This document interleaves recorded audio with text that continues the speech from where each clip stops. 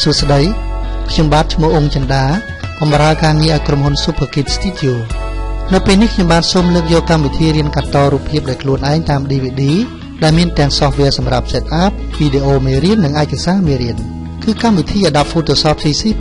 2015 Adobe Photoshop គឺជាកម្មវិធី design មួយដែលមានការពេញនិយមបំផុតនៅលើពិភពលោកក្នុងការរចនារូបភាពផ្សេងៗដូចជា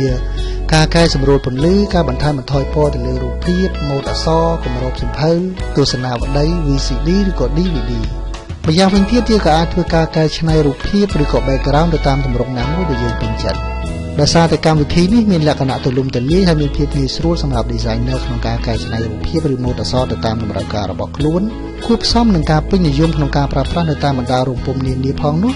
កម្មវិធី Adobe Photoshop បាន update version របស់ខ្លួនជាបន្តបន្ទាប់ទៅលើការប្រើប្រាស់ tool, option និង interface មួយចំនួនដែលមានលក្ខណៈល្អនិងងាយស្រួលប្រើពីមួយជំនាន់ទៅមួយជំនាន់